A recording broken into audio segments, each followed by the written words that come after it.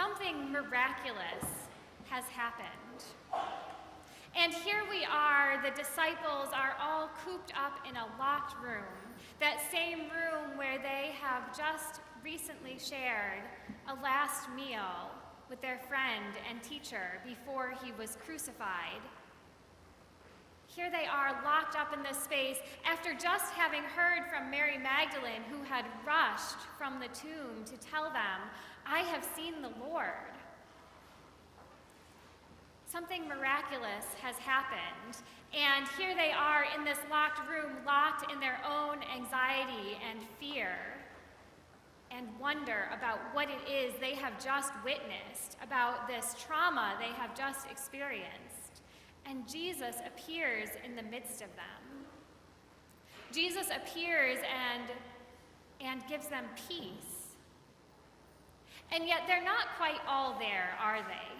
One person is missing, that Thomas, who has, because of this story, gone down in church history known as who? Doubting Thomas.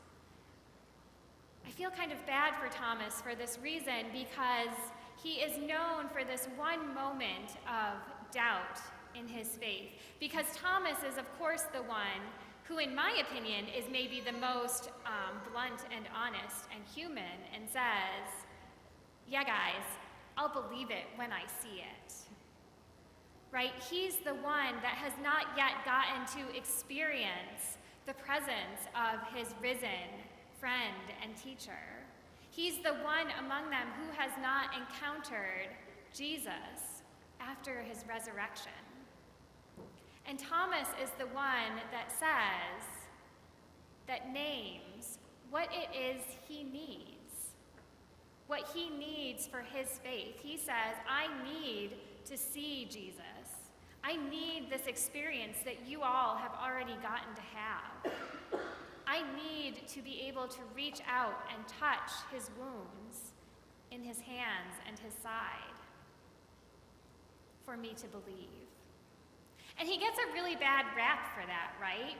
Even Jesus seems to maybe reprimand him a little bit, saying, "Blessed are those who have not seen but believe."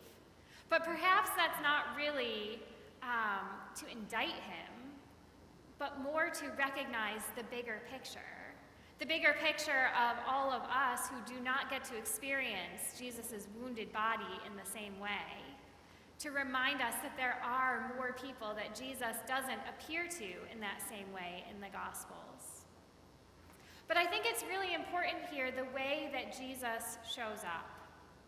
The way that Jesus is present post-resurrection, first for Mary Magdalene, and then for the disciples, and then for Thomas.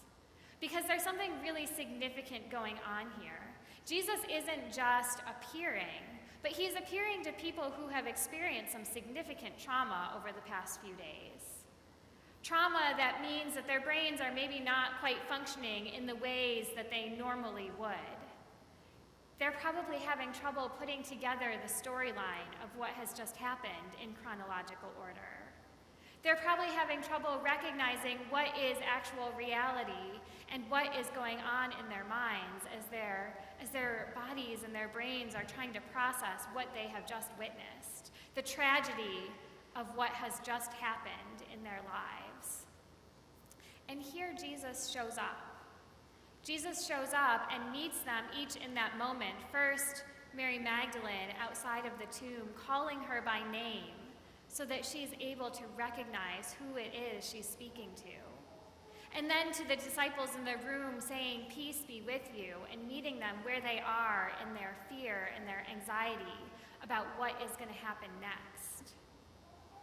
And then finally showing up for Thomas in the way that Thomas has named that he needs, being present for Thomas where he is in his doubt, in his wondering about what it is that is happening around him.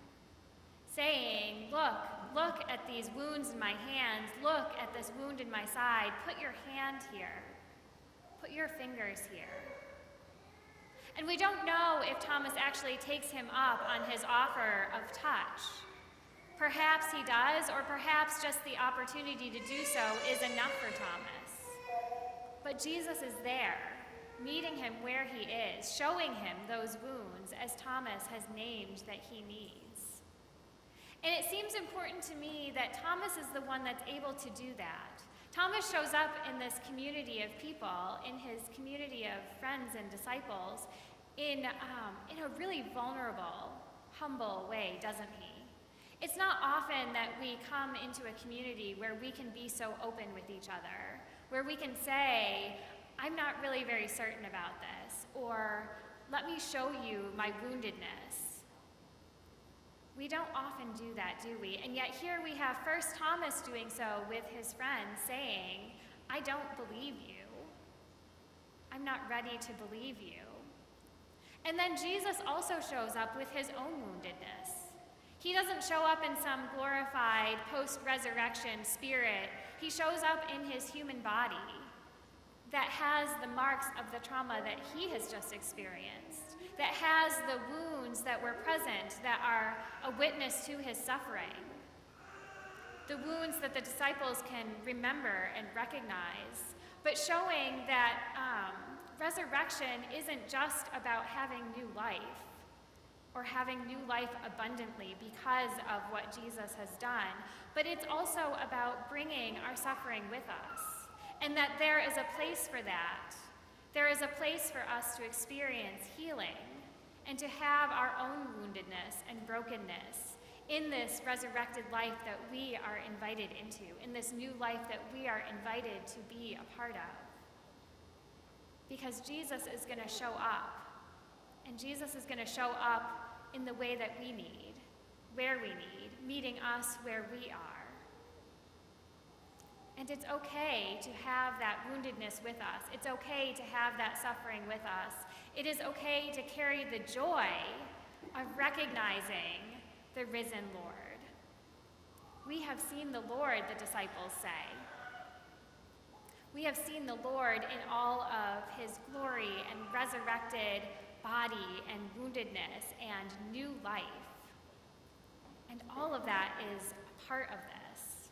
All of that is what we are being invited into as followers of Christ, as Easter people who believe in the resurrection. This is what we are being offered. This is what we are being called into.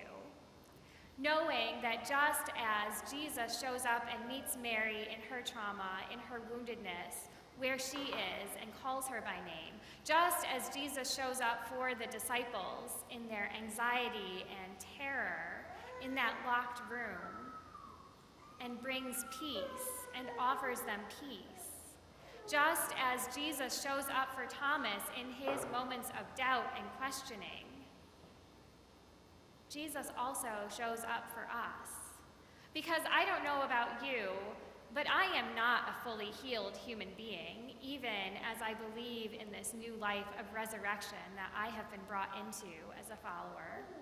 I am not fully healed. There are many moments where I have doubts and questions and wounds and brokenness.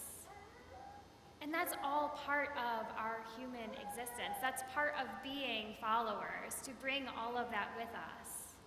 And so to have the beauty of this story where Jesus is showing up for all of these people, and Jesus brings his own woundedness with him, his own experience of suffering as he shows up and meets each of these people where they are, where they need in those moments. That Jesus will also do that for us. That we are also called into this new life and to bring our full selves. And that is good news.